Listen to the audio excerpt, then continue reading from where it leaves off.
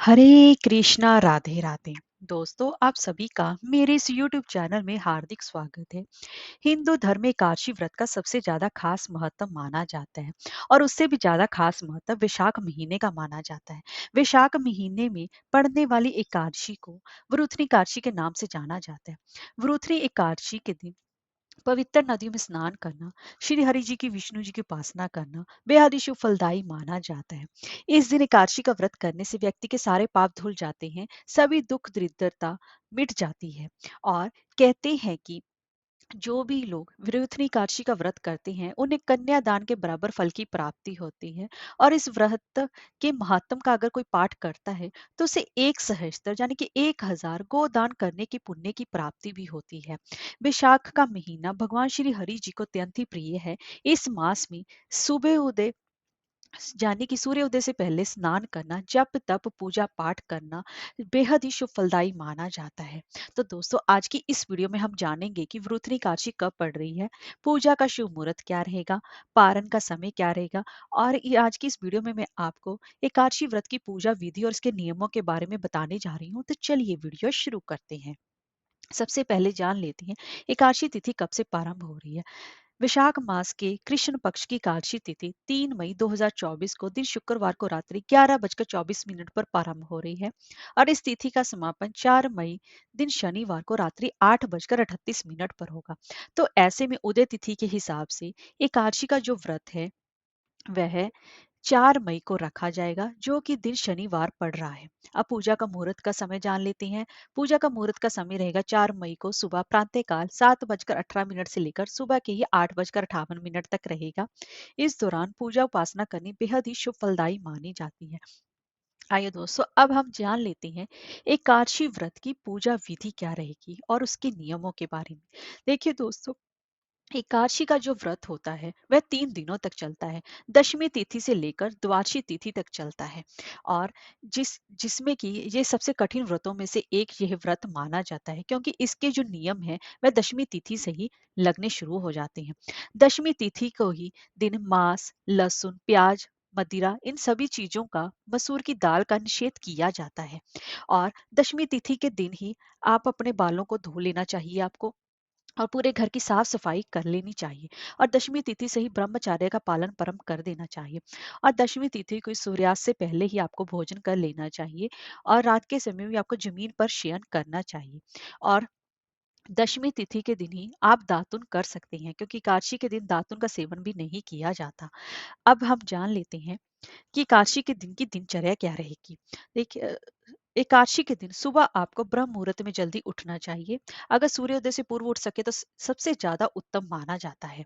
और ब्रह्म मुहूर्त में उठने से ये आपका सभी कार्यों में मन भी लगता है और आप पूजा पाठ भी सही ढंग से कर पाते हैं। और इस दिन ब्रह्म मुहूर्त में उठने से और गंगा स्नान करने का सबसे ज्यादा खास महत्व माना जाता है। अगर आप किसी तीर्थ पर हैं, वहां पर गंगा स्नान कर रहे हैं एकादशी के दिन, तो ये सबसे उत्तम माना जाता है। अगर आप किसी कारणवश गंगा स्नान नहीं कर सकते तो घर पर ही गंगा जल मिले युक्त पानी से आपको स्नान करना चाहिए।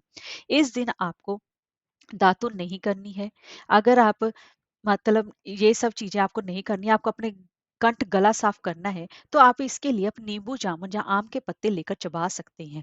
उंगली से भी अपने कंठ को साफ कर सकते हैं। और अगर यदि ये भी संभव ना हो तो पानी से 12 बार आपको कुल्ले कर लेने चाहिए, ताकि मुख की शुद्धि हो सके। मुख की शुद्धि सबसे ज्यादा उत्तम मानी जाती है। आज के दिन आपको काले और नीले रंग के कपड़ों से परहेज करना चाहिए, इस बात का विशेष रूप से ध्यान रखें। अब आपको अपने पूरे घर में गंगा जल का थोड़ा थोड़ा छिड़काव करना है।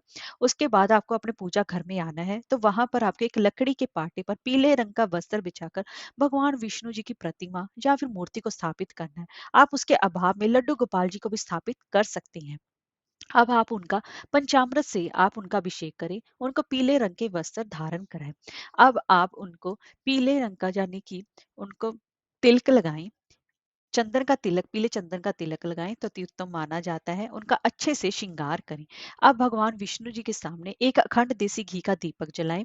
अब वहां पर अब आप प्रार्थना करें कि आप यह व्रत जो वृथनी एकादशी का यह व्रत है, आप यह व्रत निर्जला व्रत रखना चाहते हैं या फिर आप फलाहारी व्रत करना चाहते हैं। इस व्रत में भी अन्न का सेवन नहीं किया जाता। और उसके बाद उनसे प्रार्थना कीजिए कि आप भगवान विष्णु जी के सामने कि आपका जो व्रत संपूर्ण करने में वह आपकी मदद करें।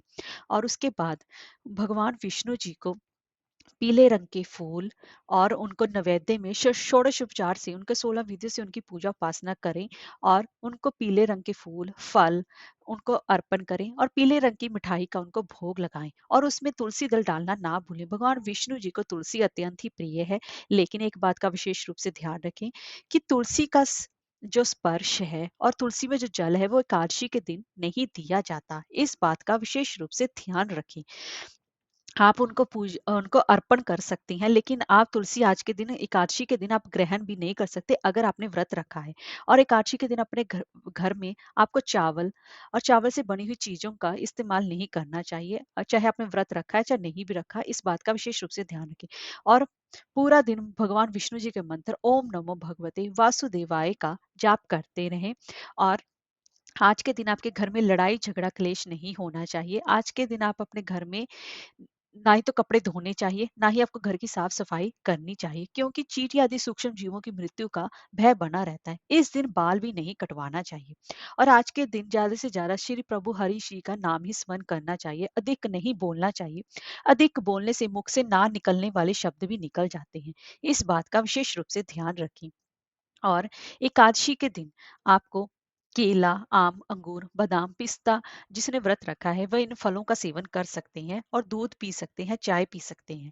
और इसी के साथ-साथ आज के दिन आपको तुलसी तोड़ना निषेध है। सिर्फ माता तुलसी की आप पूजा उपासना कर सकते हैं, हाथ जोड़ के प्रणाम कर सकते हैं। शाम के समय तुलसी के पास एक दीपक आप अवश्य ही प्रज्वलित कीजिएगा।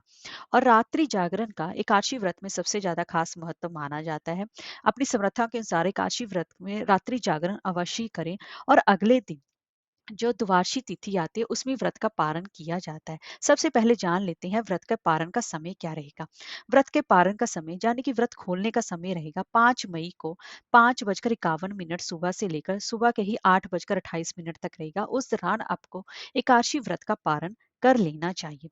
और एकादशी व्रत का पारण जो है वह द्वादशी तिथि के पहले पहले ही खत्म कर लेना चाहिए। द्वादशी तिथि के बाद एकादशी व्रत के पारण का कोई महत्व नहीं रह जाता है। तो एकादशी व्रत में जो द्वादशी तिथि है उसका समाप्त होने का समय रहेगा 5 मई को शाम को 5:41 से पहले पहले आपको अपने व्रत का पारण जो मैंने आपको समय बताया उसी में आपको अपने व्रत का पारण कर लेना चाहिए। तभी ये एकादशी व्रत के पारण का आपको सही फल की प्राप्ति होती है।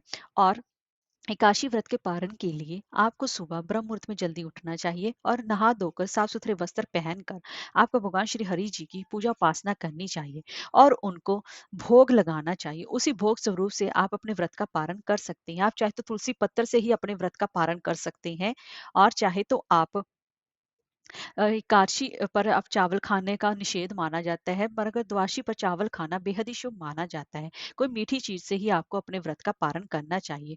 और ब्राह्मणों को और गरीबों को दान दक्षिणा देने के बाद ही आपको अपने व्रत का पारण करना चाहिए। तभी आपको इस एकादशी के व्रत की पूर्ण फल की प्राप्ति हो पाती है। और इसे ये एकादशी सबसे ज्यादा उत्तम मानी जाती है।